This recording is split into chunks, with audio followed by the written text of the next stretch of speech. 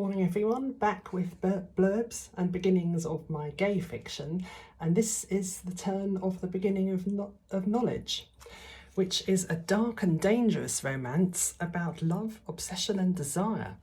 Here's the blurb. When University Administrator Alan Castleton meets temporary worker and talented pianist Luke Milton, he doesn't expect to become obsessed with the handsome young blonde. But soon he's heavily involved in a passionate and angry affair, and exploring the dark shadows of his own personality in a way he's never encountered before. The more Alan tries to break free from his obsession, the deeper it entangles him. The dangerous split between his reason and his desires threatens his peace of mind, and when the crisis point comes, he must decide once and for all the kind of life he should lead. That's the blurb of the beginning of Knowledge, and here's the beginning. The night I first met Luke Milton, the last thing I was looking for was for any kind of relationship. It was a decision I'd made recently and I wanted to stick to it, not least because I was so obviously bad at them, or so my last two boyfriends had told me. I was having a drink Friday night after work with the office. It was the end of Freshers' Week at the university, and the new students were in general settling in well, so we thought we deserved some kind of celebration. For those of us in the academic support office, October was definitely the coolest month.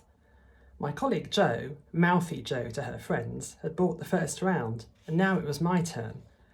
I reckoned on spending another half hour or so here before heading home. I needed to relax.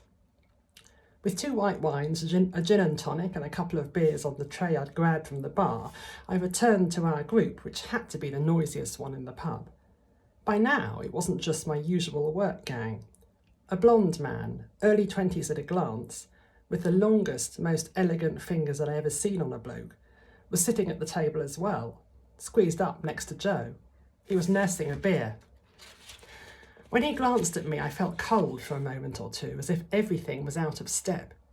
He frowned, and I nodded before depositing the tray on the table and sliding into my seat, opposite him. Jo introduced him, waving a hand vaguely at both of us as she spoke. Thanks for the round. Luke, this is Alan Castleton, the most experienced member of our support team. Alan, this is Luke Milton, fresh back from the States. He'll be temping with us from next week up until Christmas, possibly, depending on budgets. Luke said he'd join us tonight if he could. You remember, don't you? Yes, I did, now Jo had reminded me. Until she'd said it, and in the frantic busyness of the week, I'd totally forgotten. Luke half stood up and reached across the table, hand held out. I swallowed, told myself not to be more of an idiot than I probably seemed, and took it. His palm felt warm. There was no zing across my body, as that only happens in books and never in real life. But in that moment, I never wanted to let him go, and I was also more afraid than I'd ever been. I dropped his hand at once. That's the beginning of Knowledge, and I hope you enjoyed the read. Have a good week. Bye.